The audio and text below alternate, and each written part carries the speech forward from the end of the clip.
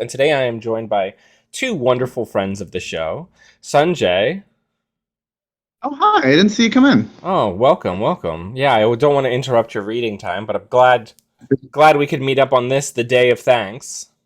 It's a really good book. Yeah. And then we're also joined by Eady, longtime friend of the show and cyclist enthusiast. We got to get Sanjay on the podcaster to cyclist pipeline. Yeah, no, if you're riding two up in a pace line, you can actually chat to the person to the people behind you. It's like there is a live podcast on bicycles. It meshes perfectly. Yeah, well, that's especially true considering a lot of times cyclists are white dudes with beards. I mean, and who work in IT, and who work in IT. Yeah, it's mountain bikers are even worse for that. It's if you were to take all the mountain bikers out, would anyone fix the computers? No. I mean, it's an easy thing to get me cycling. All you need to do is move. I love being on a bicycle. All you need to do is move me to any country where it is less terrifying to be on a bicycle than the United States, and there are plenty to choose from. That's why you pick mountain biking, because unlike on the road cycling where cars hit you, with mountain biking you hit the tree, but therefore it's entirely your own fault. So it's there's no one to blame. You can't be like, that idiot ran me over. It's like, no, I ended myself into that branch. It's true. Which is something that happens to me fairly frequently. All of my mountain biking shirts have tears in them from me getting too close to the trees on the side of the road. One of the things I've noticed with mountain biking is, like, out west, I look at all these trails and courses that they have made, and there's not trees, like, imminently right on top of you. On the east coast of the United States, the forest is smaller trees, but it's very dense. So you don't have hardly any clearance on either side of the trail. So if you mess up at all, you are hitting a tree. Yep. But anyway. Oh, but I'll take trees over rocks any day of the week. That's true. They're less sharp and less hard. But we've been entrusted with Null Signals Games some Anarch cards that they've been working very hard on that are going to be part of the upcoming release. And we're going to take a look at them, and we're going to talk about them with our Netrunner opinions. Oh, and before we move forward, Eady, all of your former podcast episodes, those are still, like, hosted and available somewhere, right? Yep. Yeah, I believe the podcast is still up, hosted. If people want to go and listen to it, it's all still there. Do you want to? Yeah, I would say. Oh, go ahead. I would say as a Run Last Click fan, and actually somebody who did a deep dive of your archives, like, after the fact, because I got into podcasts, like, after you had recorded a lot of episodes. It's still really lovely listening to those episodes. I think, obviously you're talking about some cards that aren't legal anymore, but in some of the episodes, but it's just fantastic. And if you're trying to dive more into the game, Netrunner people, I recommend it strongly. Yeah, then there's a great episode of Run Last Click from 2017 where you, me, and Jesse were having beat rum at 8 in the morning and recording an episode. You remember that? Yeah, I was going to say all of the world stuff I think is well worth listening to still, just because, like, to get that, like, what Worlds was like when it was Fantasy Flight, I think is yeah. Yeah. All right. So let's dive into it and let's talk about our very first card. So we're looking at the card Finality. It's a 2-cost run event, 3 influence in the Anarch faction, and its text reads, as an additional cost to play this event, suffer 1 core damage. So we're triggering Sabotage here. And you run R&D, and if successful, you access 3 additional cards when you breach R&D. So it's a very Anarch-themed, kind of Maker's Eyes type of effect. So let's talk about it. What do we think? First impressions when you looked at this card? Yeah, like you said, it's Anarch Maker's Eye, right? It's hopefully a game ender, I'm guessing. And also the other thing I think is interesting is you take the core damage before the run happens rather than on conclusion. So you need to make sure you got the cards to get in, as opposed to something like Stimhack where you could win then immediately flatline, which was excellent. But I think that's an important point because a lot of times Sabotage is, in how I've been using it in Startup, is you use it like you used to use Noises Mill, where you single access the top of R&D, you see what it is, and let's say it's operation that you can't trash. You could then play this, clear that top card because you're sabotaging if they choose to sabotage from R&D, and then potentially be seeing 3 fresh cards. I think one of the things that's interesting about sabotage is that the corp, has the choice about where they're sabotaging from, but oftentimes, because cards in your hand represent a resource that you've spent something to get, either at the start of your turn or clicks to draw them, whereas cards on the top of your deck, if you lose cards off the top of your deck, there's more cards on top of your deck, hopefully. And so while it's oftentimes correct to sabotage out of HQ, I think the default place to sabotage from is R&D. And I think given that this card is a R&D multi-access card, losing cards off the top of R&D is extra interesting. And of course, anytime you see a core damage, given the Anarch ID ESSA, you think about sabotage. And that's a really neat thing about this card. Yeah. So I guess some of the big questions here that I was thinking about is, obviously Anarch already have a pretty strong multi-access plan for R&D in the form of Stargate. So I guess the real question is this a card that can compete with Stargate as a win condition in Anarch? A really interesting question. I think there's a very classic I think there's some classic comparisons. Like, I think of Stargate as a lock card where you're saying, hey, I'm going to be looking at the top card or top 2 cards or top 3 cards in the case of Stargate of R&D to make sure that you, the corp, can't dig yourself out of this hole. And it's a very controlling card. Whereas cards like Maker's Eye or Deep Data Mining or this new card, Finality, are cards that say, hey, I'm going to just access a whole bunch of cards. And that's not my permanent plan, but it's going to end the game. It's going to put you super behind. It's going to give me a bunch of time to reset because I know your next few draws are not agendas or are agendas and they're now in my score area. And both kinds of cards have had their have a lot of value, and both kinds of cards are stronger in different kinds of archetypes for runners. And I think an exciting thing about this card is that I'm not a top level deck builder in terms of knowing exactly what tools go in what situation, but I like that Anarchs have this option to sort of like, hey, is your deck a deck that wins with Stargate, or is your deck a deck that wins with Finality? Yeah. I think that's fair. I think another thing to think about is twinning has been added to the Anarch card pool as a win condition, kind of in that similar vein as the turning wheel was previously. And obviously, twinning is a non-combo with Stargate. I mean, you can build up counters on it by using Sesva, but you can't use them in the same run. Twinning can be used in conjunction with this card to add additional accesses to turn this into a... Because this is 3 additional cards. So this is 4 cards base. A single twinning counter makes it 5. 2 twinning counters makes it 6. Right? So that's a big deep dive. And Mystic Mamie is in faction to kind of power that if you're doing more of an event-powered Anarch. Eady, what do you think?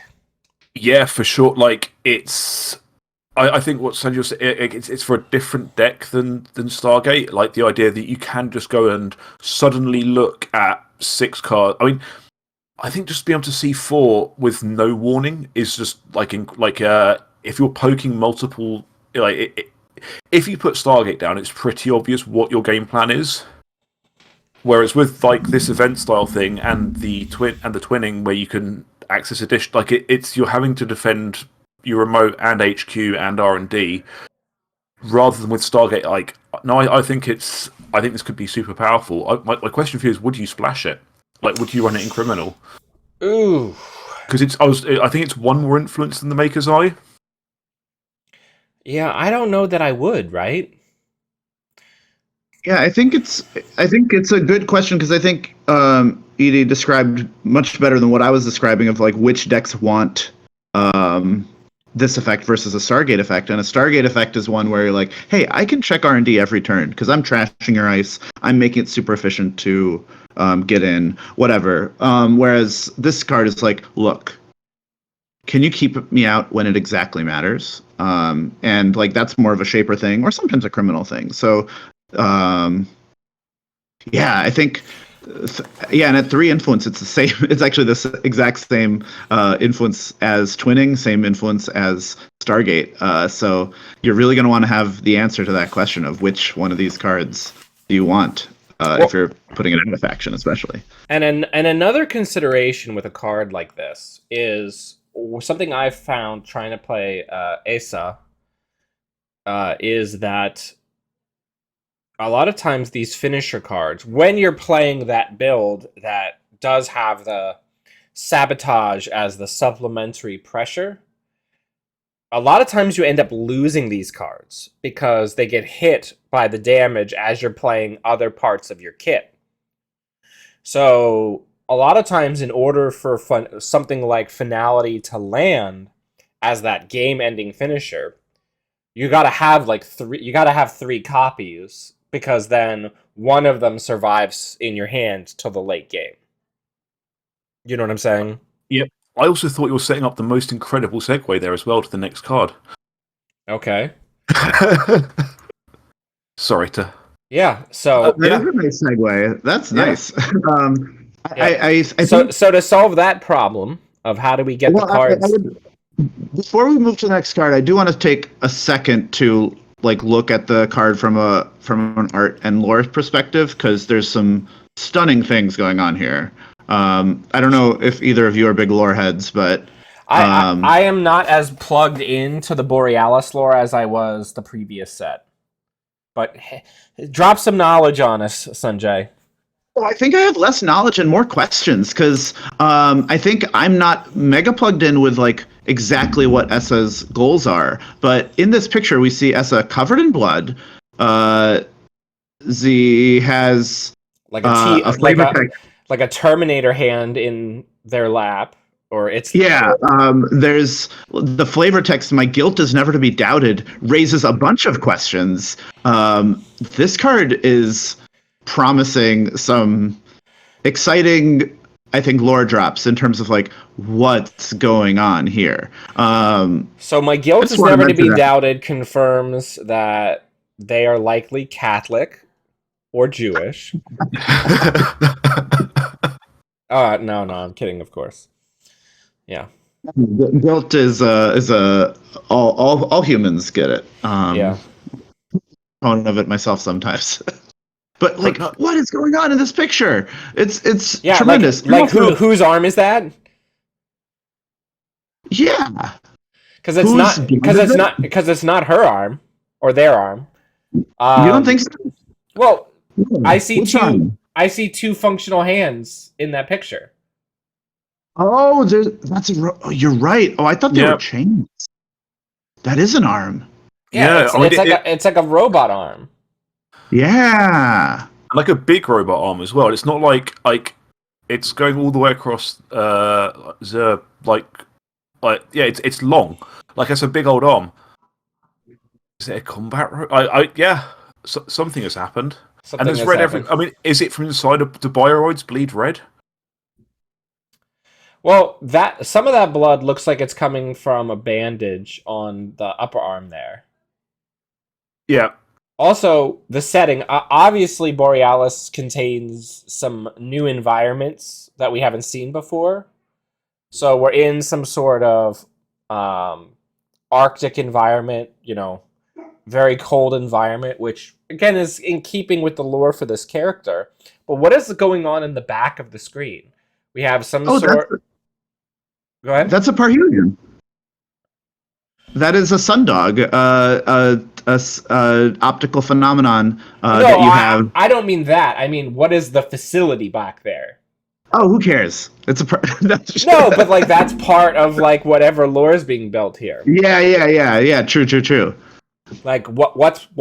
Why in the wood? Like why in the wilderness and not in the base? Right? Yeah.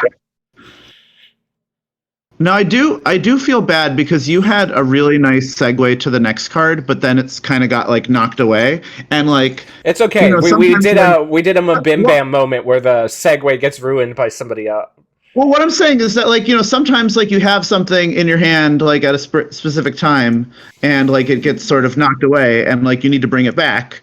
And that's Yeah. what happened to your segue. And I'm trying to bring it back for you. Cool. Is there a card that does that? Yeah, there is a card that does that. Come on. Neat. All right. So when you lose cards that you want to use later in the game, you have another 3 influence card, 2 cost. It's also a run. So far we're 2 for 2 on run cards. Run any server. So this can be used on uniced remotes, which makes it a lot more useful. If successful, add 1 card from your heap to your grip. It is 2 cost, however. So let's talk about this card. And this is called Kakorga Breakout. So we're getting a little bit... Let's start with the narrative. So we're getting some more narrative pieces here. We're at like a big fenced-in facility in the snow. Looks like a prison, maybe. We've got some guards looking over some people who are working. I'll say it's got big gulag energy, yeah. Big gulag energy. Asa's in the card, it looks like, with an explosive device to maybe trying to break some people out of jail. Notably, if you look at the people mining, one of them has a robotic arm. The plot thickens. Yeah, one of them's got that Bucky Barnes Winter Soldier arm going on. So this could be a reference to the other card, maybe an attempted breakout that doesn't go the way that it was planned. Yep, and do we want to read the flavor text as well? I promised I would come back for you no matter the cost. 2 credits. Yeah, big gulag energy to this card, especially with like the floodlights. All right, so let's talk about the actual rules text. So this is 3 influence. So I would say, given the effect and the fact that only really Anarch in the current metagame is willfully trashing their own cards through damage, I think this is unlikely to make it out of Anarch. You're not going to use it to doof again? No, I don't think they're. Yeah. I don't think it's going to get resurrected because that mindset is going to get resurrected because Doof just isn't powerful enough to be recurred that much. I feel like this again is feeding into a kind of like Mamie build where you're getting this for some sort of discount. And let's not forget, what is the name of that hardware that reduces the cost of events for Anarch? Oh, Ghost Tongue. Ghost Tongue, yeah. Ghost Tongue would already drop this to 1 cost, which makes it imminently more playable. And then if you were also running like a single Mamie, this could become free, which, again, makes it a lot more playable. And those are 2 Asa cards that are playable and good. Like, you're not stretching too far to make that happen, you know? Yeah, I think one thing that's interesting about the rules for this card is it's not a replacement effect for the access. It's an extra thing you get if the run is successful. Oh, I didn't notice that. Yeah, so like I think like if you have this card in your hand and it's like the last turn of the game, they have the winning agenda in hand. It opens up a bunch of interesting lines in terms of like, oh, well, I take a poke on HQ, but then I get my overclock or I get my whatever. I think when your archives is a menu not archives. When your heap is just, you can just pick anything from it.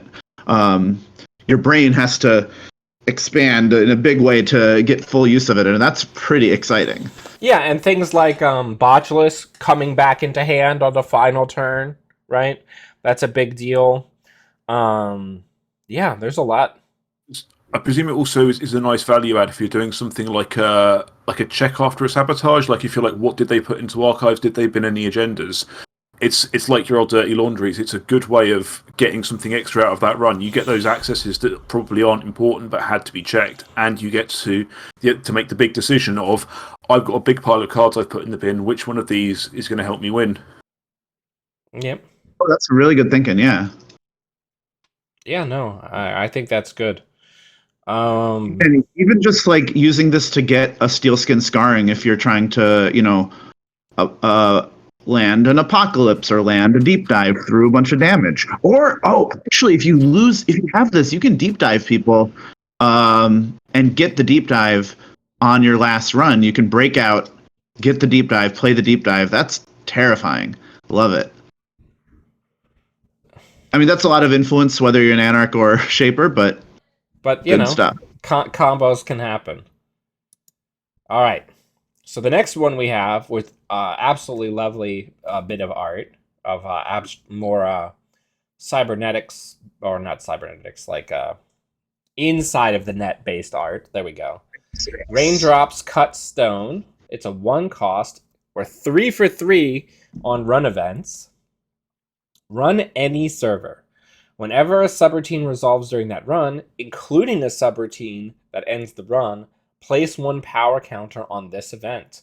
When the run ends, draw 1 card for each hosted power counter and gain 3. So it's 3 total money. It's not 3 for each counter. Oh, yeah.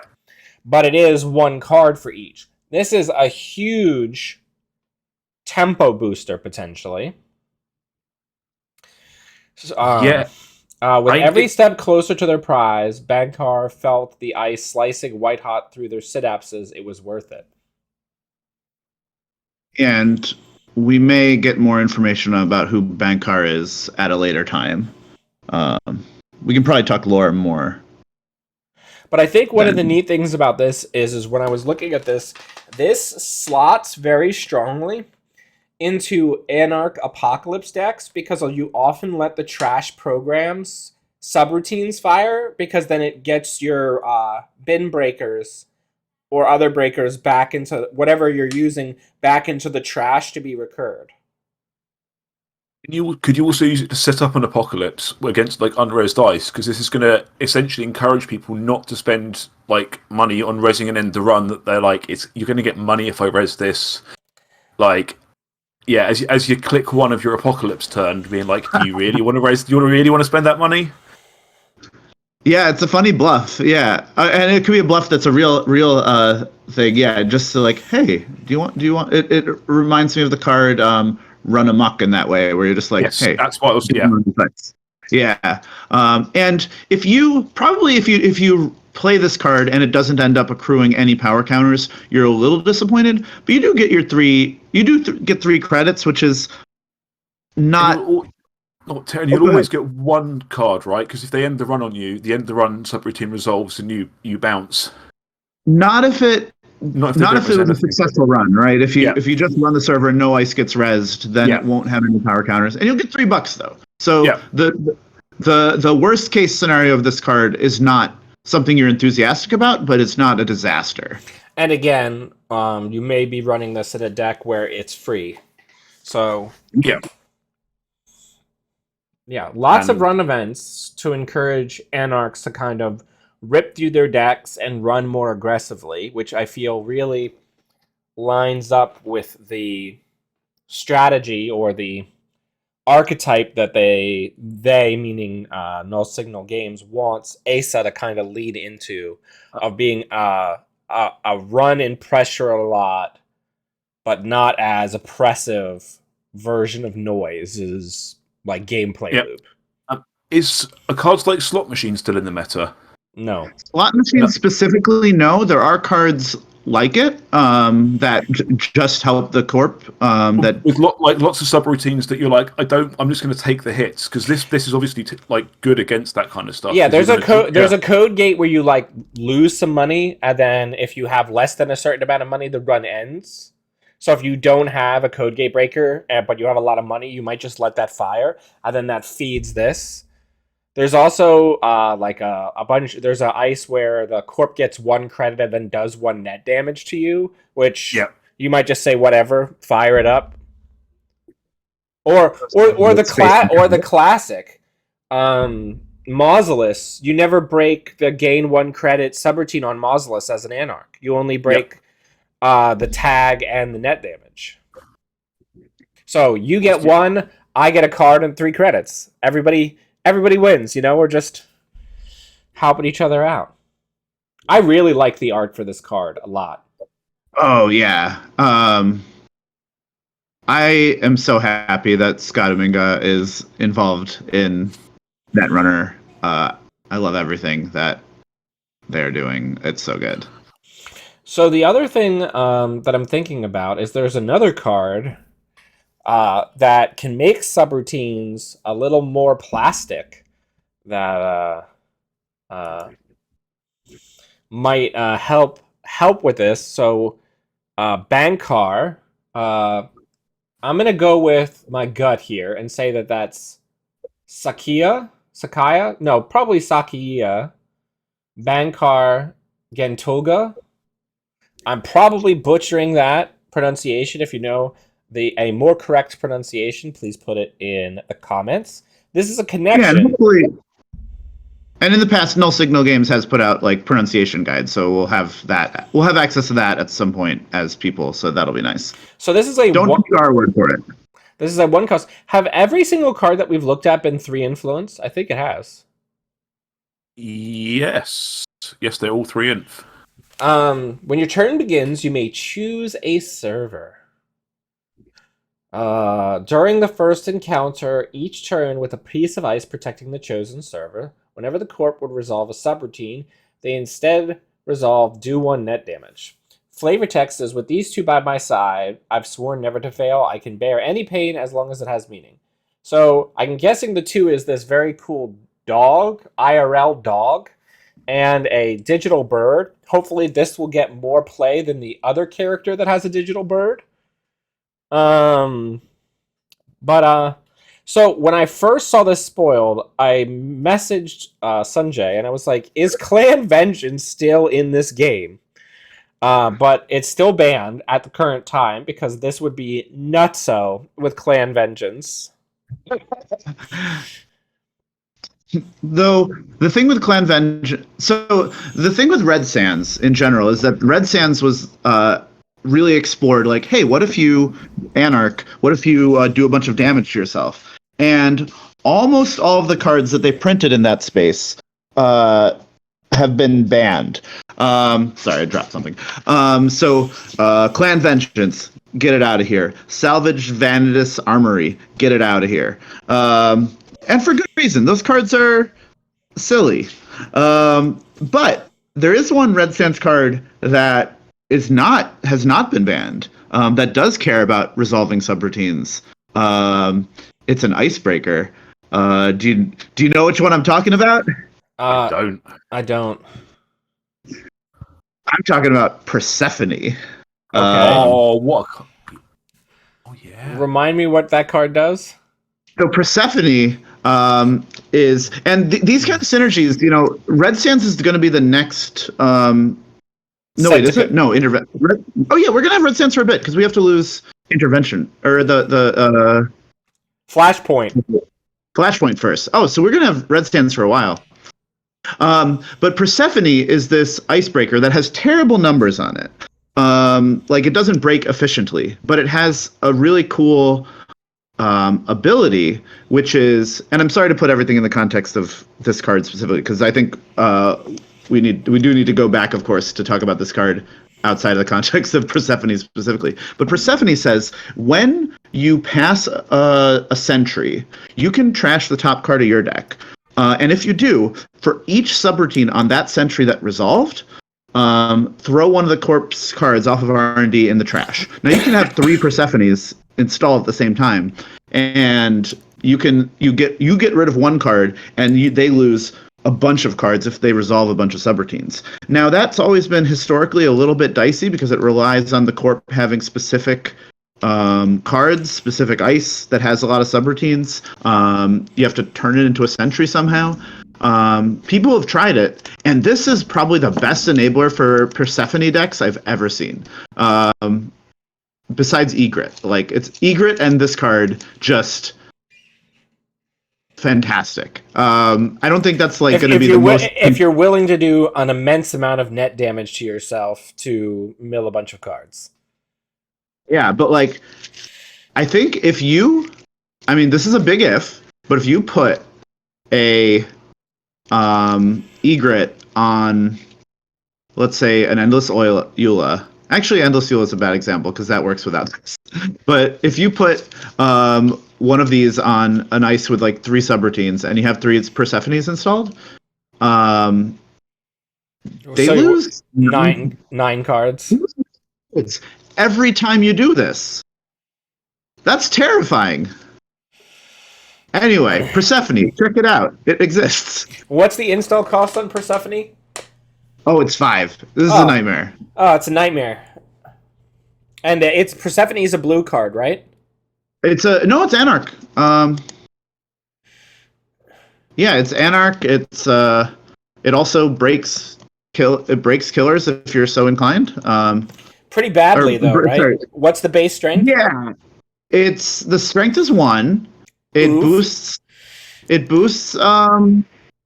Okay, it boosts for 1 strength. It's 2 to break 1 sentry subroutine. We're not breaking subroutines anyway, right? Yeah, exactly. We're committed to not breaking any subroutines. Yeah. Yeah, all the numbers are just there just in case you change your mind. And I do apologize a slight bit for taking us on a long Persephone side tangent when you took us down into Hades to visit Persephone. Right, exactly. When the card has a bunch of other applications that are probably more relevant, but it's hard not to think of this card in that vein because like Persephone combos. Oh, also Persephone's 2 Mew. Just sorry. Yeah. I mean, should we talk about the obvious setup with this, with the previous card and Steelskin Scarring? Yeah, yes. where you just essentially look at a surfer and just go and just take it all to the face. Yeah, that seems to be the plan, and then draw a ton of cards. Like it seems quite good. Yeah, I mean, and there's also combo ability there if you're doing some sort of tag me plan and Obelisk to like fill up your hand. Yeah. One thing that's notable about the rules for this is that this card doesn't work as a surprise because you have to choose the server. Right, they know it's coming, so they could try to avoid it by not rezzing ice or stuff like that.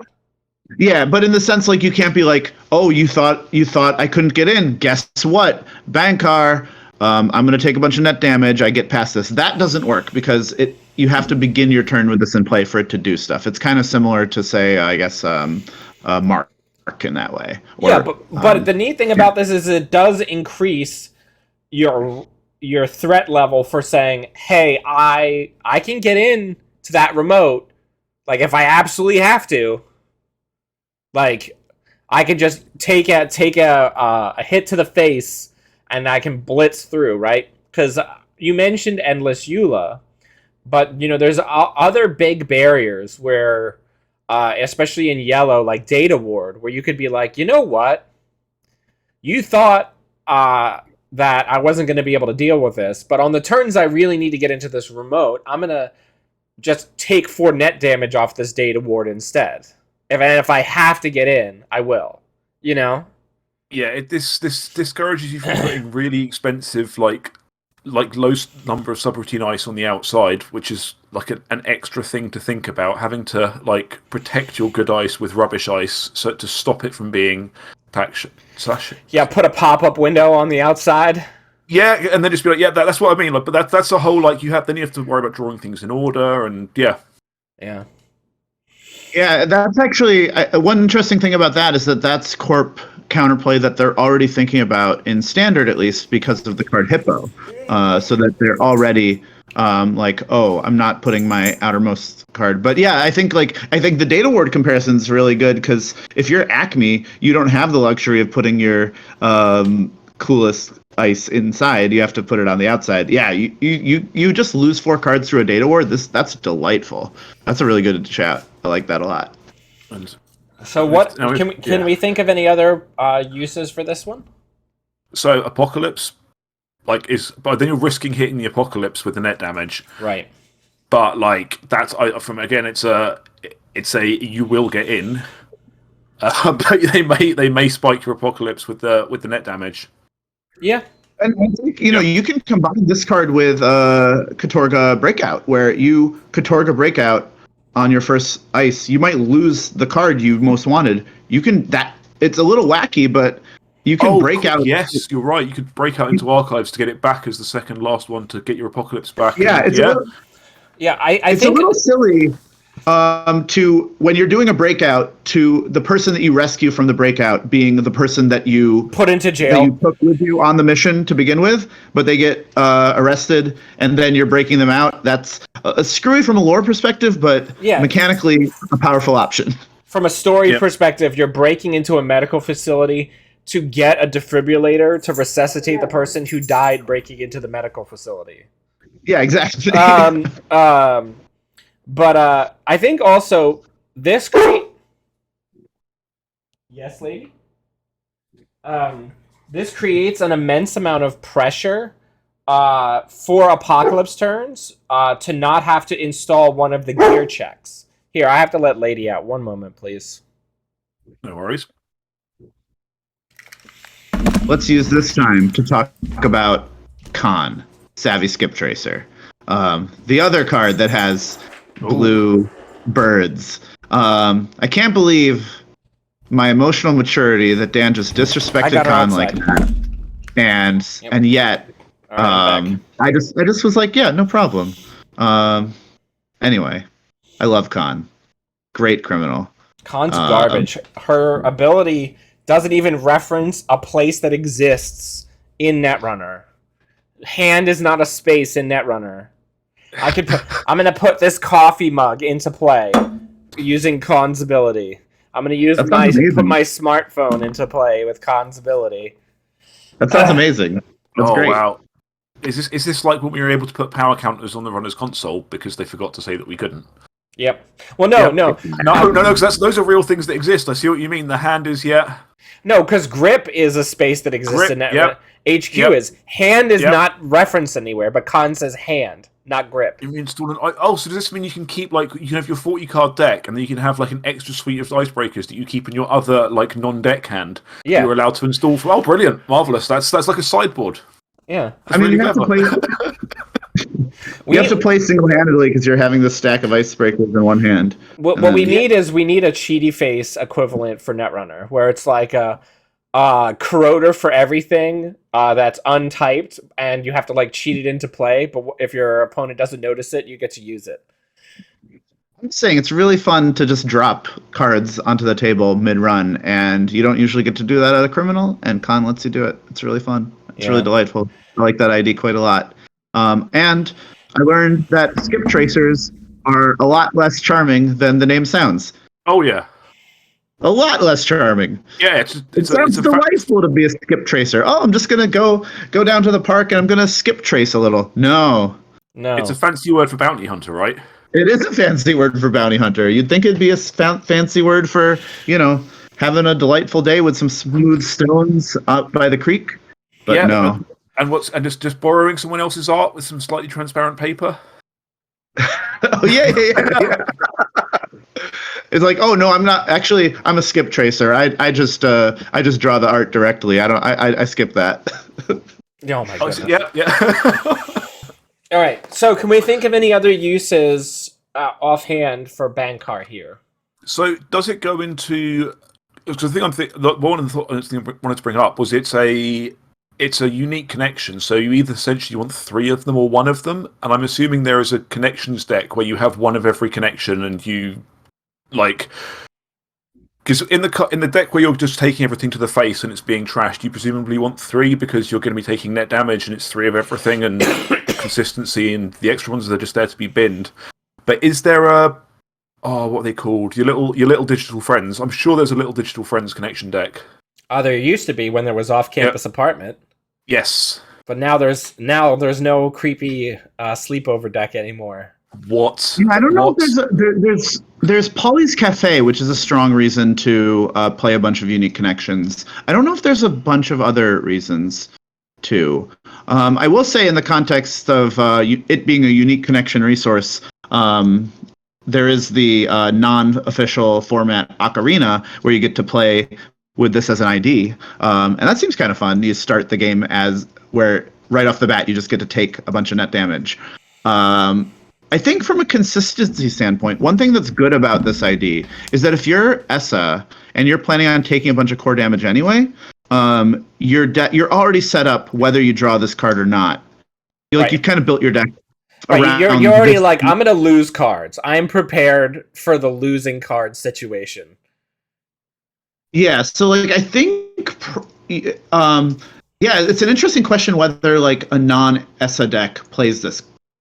And they might. It's 1 cost. Like it's very powerful. Yeah, it's one cost to not have to install Black Orchestra on a critical run or something akin to that, right? Yeah. Is there currently an equivalent to something like Levy to put your entire so you can, because obviously if this is the last card you draw, it's terrible. There's Labor Rights, which can put 3 back. 3. Okay. But you can have up to 3 copies of that, and there's also. What's the name of the green card that can put 5 cards back, Sanjay? Harmony AR access. Yeah, Harmony AR access. They've gotten rid of levy-like effects because of the degeneracy it created. Yep. I think infinite hit points for runners, basically. Yeah. Though, as 2 worlds ago told us, if you don't have enough cards, just put more in your deck, no problem. Yeah, no problem. Yeah. I think one thing we haven't talked about so much that is a little bit interesting with this card, and also with Finality, also with Raindrops Cut Stone, is how do corps play around this? And I think a big way that they play around this is with incidental damage. You think about Jinteki as a faction doing this really well, but all corps have access to it. If somebody's like, "Hey, I'm just going to take net damage," that's fine if they're HB and they're just like, "Oh, I was really hoping to resolve my Ansel, and instead you just took 3 net damage I don't care about." But that is not fine if it is if hit points are a factor. Yeah, they do 3 net damage, and then they also resolve the other ability on Anansi, and then you're trying to steal an Obokata through that. Yeah, no, I think that's correct, and I think we have been seeing damaged Jinteki kind of mount a comeback, less on the grind out, but more the incidental damage, reducing the impact on key turns, right? Oh yeah, haha, you got in, but you can't steal anything now, or haha, you can't get in, and I'm gonna kill you with this sting next turn. Yeah, I was just looking at Raindrops Cut Stone, and it draws cards when the run ends, not when the run is successful. So, which makes sense, right? Yeah, it would be Busto otherwise. Well, yeah, but it's also just very terrifying because it's like, okay, take a bunch of net damage, get your accesses, and after that you can have the cards. Yeah. Yeah. No, I mean, I think there's definitely a case to be made for this as a one-off in a lot of Anarch decks, just to be like, hey, and this one time I can have this pressure to just be able to bully my way in somewhere when I really need to, a little bit more cheaply. Because one of the things that's happening as the card pool's changing is Anarch is getting less ridiculously rich, right, than it has been in the past. So we're moving back into Anarch using their cards as an additional resource, right?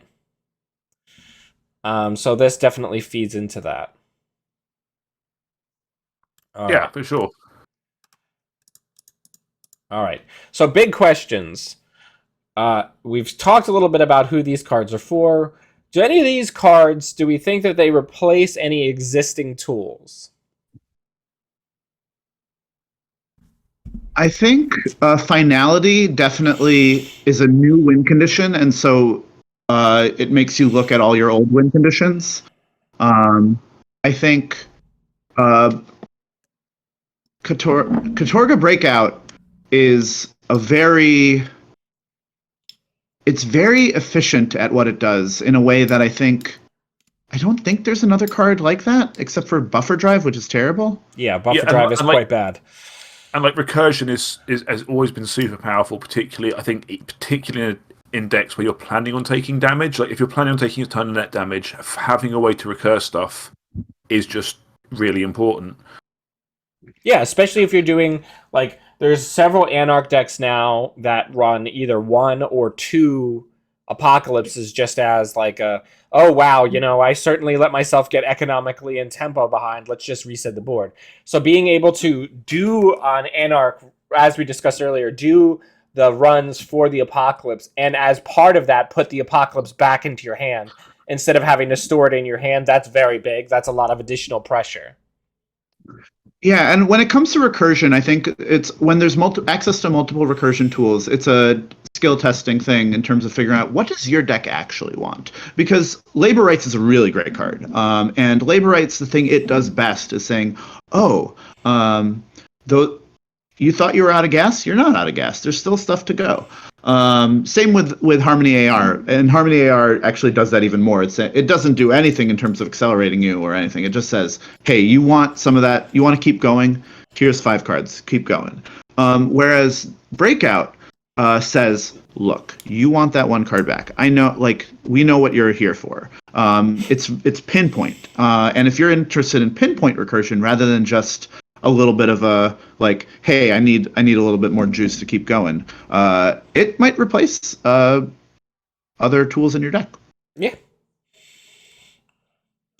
So I think one of the other big questions is: are these cards good enough? Do we think to make it into top tier decks? This is not a will they see play because I think all of these cards have their place in certainly in tier like 1.5 and below. But I think probably Finality is going to see play in some sort of high level deck. Like that card right there as a game ender is going to make it into Anarch decks. Like I could already see that being in like a one of in Hoshiko, where it's just like, and now we're gonna Hoshiko twinning deck, and it's like, and now we're gonna end this. You know what I'm saying? Yeah, no, I think for now that accessing that many cards from R&D like must be good. I've not played like serious Netrunner for a while, but I mean, I can't see like I run R&D and access 4, maybe 5 is just that's practically good old medium days. Like it's yeah, and it's cheap. It's only 2, right? Yep. And if it's what really... Oh, sorry. Go ahead. No. Go ahead. This is a really cowardly way to answer this question, but I think like if these cards don't make it into top tier decks, for some of them, it's not the issue of their power level. Like I do think Katorga Breakout from a power level standpoint is a little bit on the low side relative to historic recursion, but Finality is really powerful. And Raindrops Cut Stone and Bankar are doing something that nothing's done before. And so if they don't make it into top tier decks, it's not because they're not at a high enough power level. It's just that the top tier decks at the moment the thing that they're doing really well is not what is asked for. That's not true for Finality. Finality is like pretty powerful, and Yeah, I mean, I think also Raindrops Cut Stone has a place in the type of Anarch deck that just kind of face checks through things a lot, right? Like I think about this versus a Mausolus, right? Like an unadvanced Mausolus. And you're just like, yeah, fire it, whatever, especially if you're playing a tag me deck like a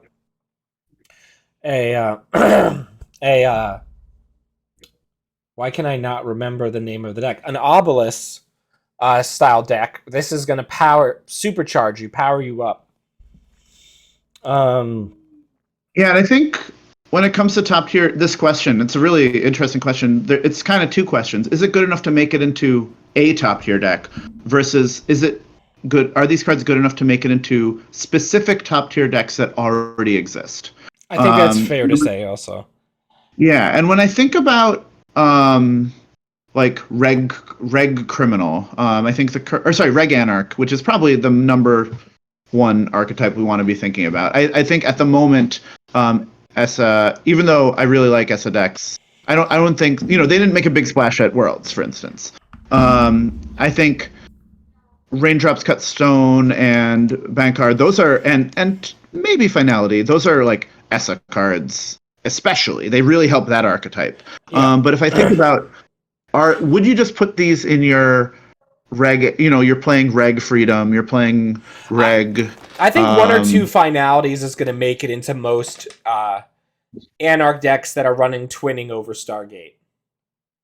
Yeah. I think that makes sense. I'd be curious whether APOC Anarch, which is a legitimate deck, is interested in Katorga Breakout. Maybe it seems like a useful tool. Yeah. Oh, go ahead. I was going to say one of the there's a bit of anti-synergy with the take net damage, like turn subroutines into net damage and just let stuff happen thing with Hippo and Boomerang, where you're looking to break stuff to get rid of it. So I don't know if that's relevant, as it were. Yeah, that's why I think these would fit better in more like a Anarch Apocalypse situation where you're not using the Hippo plan to get rid of ice. You're just saying, put it all in the bin for me. Yeah. Yeah, does. Oh, go ahead. I was saying, if you've Apocalypse, taking 1 core damage to access 4 cards the turn afterwards is great. Yeah, it's great. Yeah. So I think I have kind of a strong opinion on this, but I want to see yours. What do you think is the potential utility for these cards out of faction? Looking at them, let's not think about the big decks that are currently doing good, but just think of the card pool. Do we think that these tools, did any of these pop out to you as something one of the other factions would seek out? So I think Finality and Event Crim, that seems to be if you want to do events and you want to access cards, it's more than Makers. That's true. And again, if you're using it as a late game closer, you're not necessarily concerned about the core damage.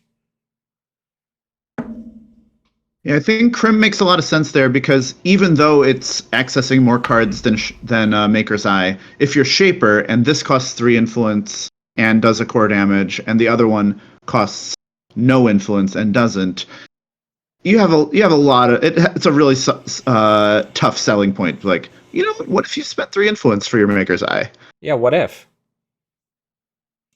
I think that it's so much influence.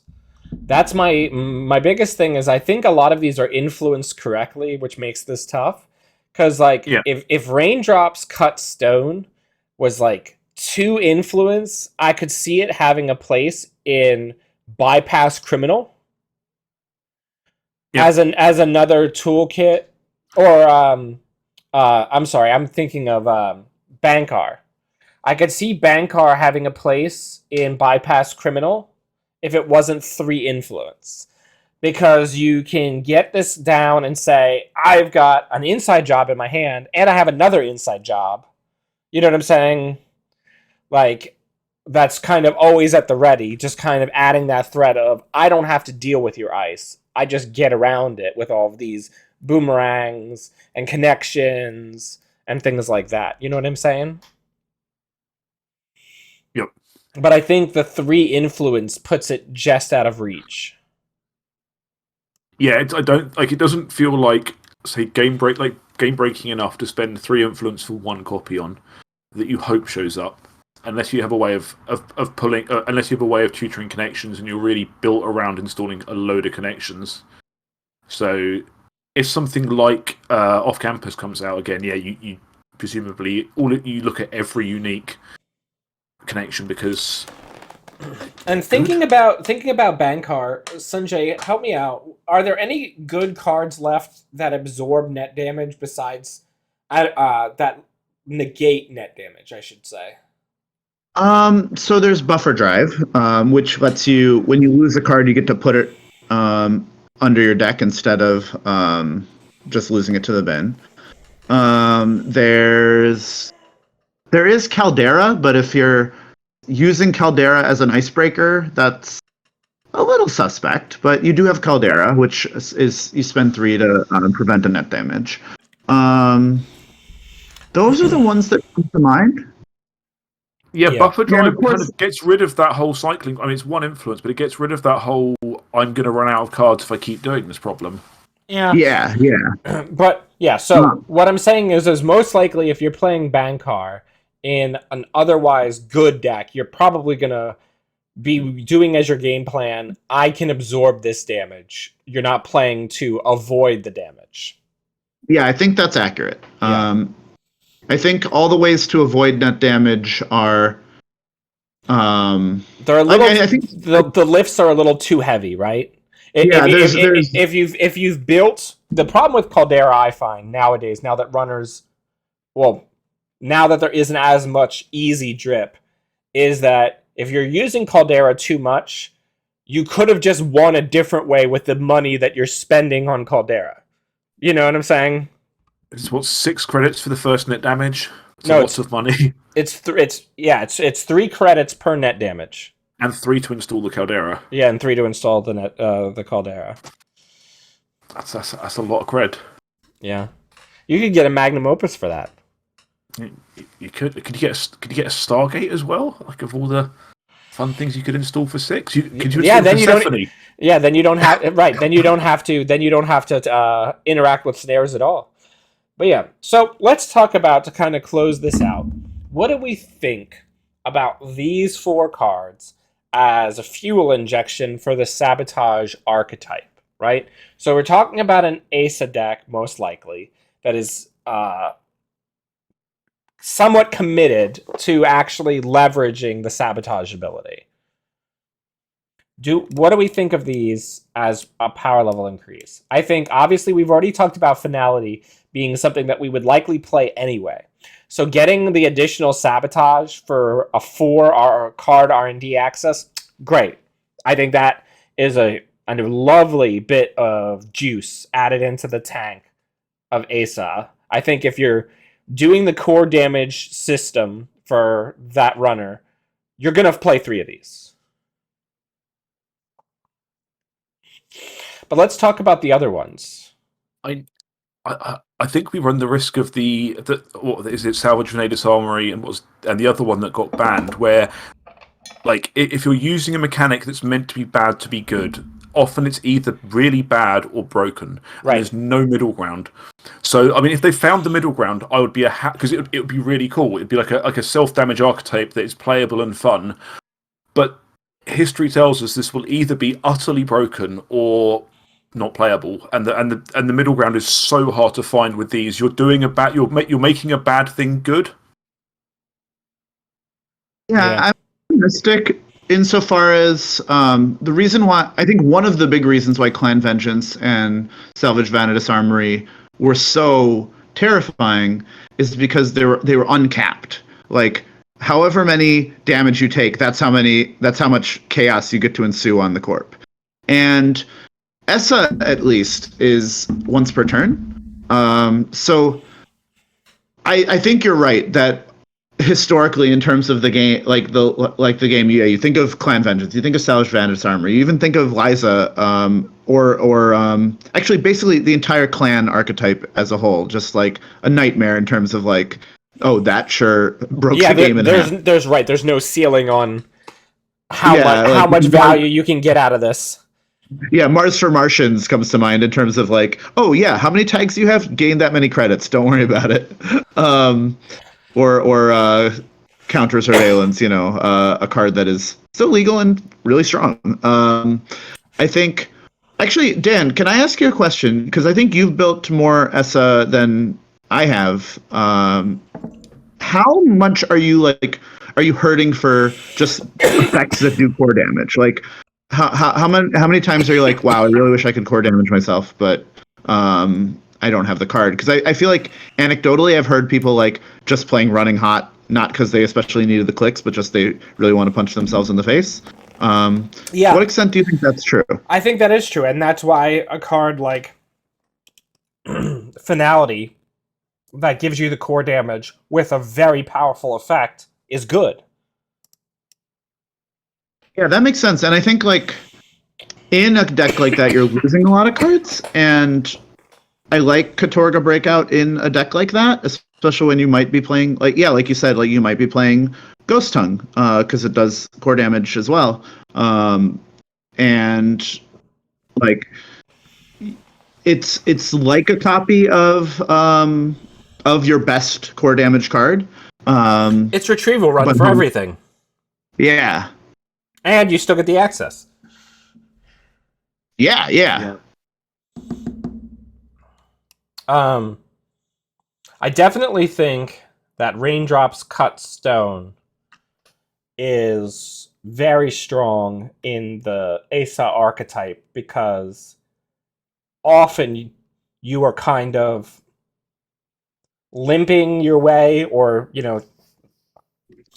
Anarch cheesing your way through servers with botchlists where you're like, well, I've got one counter, so I'll break the end the run, and the other two will fire. Right? You're doing a lot of sideways running. You maybe have a couple boomerangs, so you're breaking two, but not the third. Right?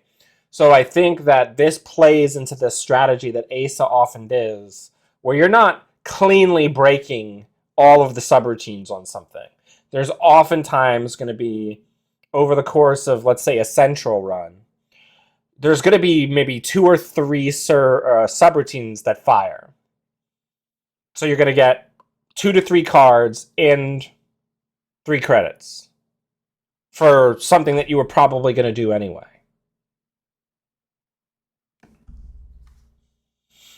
Yeah, it makes rubbish, like say rubbish subroutines. It makes like runner loses 1 credit or trace two, like the slightly rubbish subroutines much worse because then firing actually has benefit for you. And yeah, I think about this on like a pop-up window, like tossed on a central, right? Or any of those types of ice where it's just like, here's a couple of like wacky, like just kind of meant to be annoying subroutines, and you're just like, you know what, fine, I'll just take 2 cards instead. If you hit an endless Euler, can you pay 6 credits to draw 6 cards?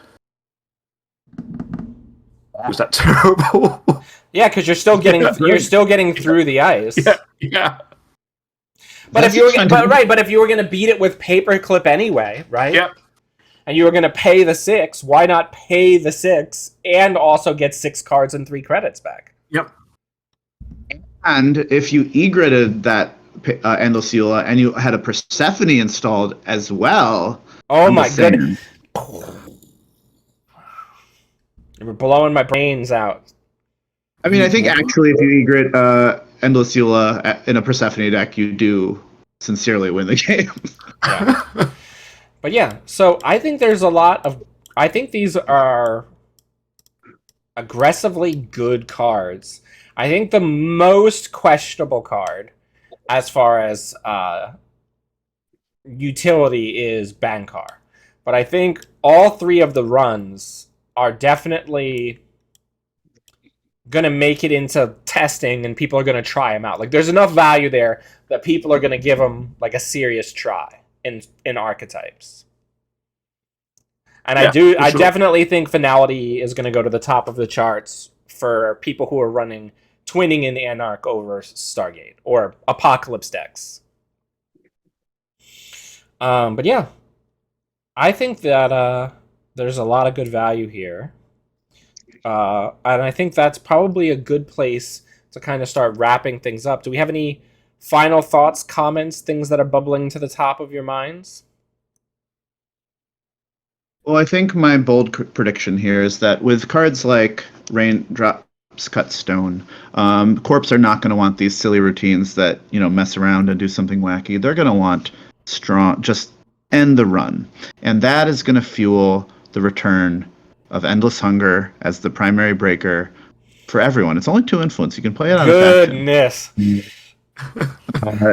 That is the new meta, Endless Hunger, and we're recording this on Thanksgiving, and I think it's really appropriate that we have such a archetypal Thanksgiving card at the forefront of the spoilers we're seeing today. Endless Hunger. Yeah, you assimilate in your Bankar and you have an Endless Hunger. That's a rig. You can get through things. Oh, actually, Heartbeat. Heartbeat is legal. Oh, legitimately. God. That's actually good. I just thought of that. I was joking about the Endless Hunger, but you can play Heartbeat. Yeah, but Bankar. Are you with Bankar? Yeah, that's good. With all of them, I mean, what's it with all of them? With yeah, it is with Bankar, isn't it? Yeah. Yeah, but the difference is you can use Heartbeat for Bankar because Bankar turns it into an end the run subroutine. It's the net damage isn't a cost. You can't use Heartbeat with things like Finality because then you're not paying the cost. You're subverting the cost. But yeah, okay. So I take back my joke suggestion, and legitimately, I think Bankar Heartbeat is. Heartbeat is what, 2 influence? Yeah, just 2 influence. Do you not need to have it? You do not need to have the thing where you install all your cards face down so you can poke them away and. Well, no, you can't just be trashing stuff you've gone to the effort of installing. Well, if you've got 3 influence. Sorry, 3 influence. Yeah. I mean, but you can have cards, right? You got to just get some cards on the board, or maybe you did an Apocalypse, and that's why all your cards are flipped over. So, I mean, the main takeaway I think we've got from this is we just either saying the word Apocalypse a lot. We like having a nice empty board because we've got small tables, or we genuinely think that Anarch Apocalypse is going to become a big thing. I mean, Anarch Apocalypse has never not been a big thing since it came to the forefront. Yeah, a bigger thing. But yeah, well, gentlemen, it has been an absolute delight having both of you with me on this Thanksgiving morning. Though I think it's a little past lunchtime for Eady now. Yeah, it's the middle of the afternoon, but it's all good. But yeah, and it's a real pleasure. Yeah. Yeah. And if you all have any questions or interactions that you thought of that maybe we missed, make sure you put them in the comments and keep an eye out for the other spoilers that are going to be coming out from a bunch of different sources over the next week and a half. So check it out. And until we see you all again, always be running.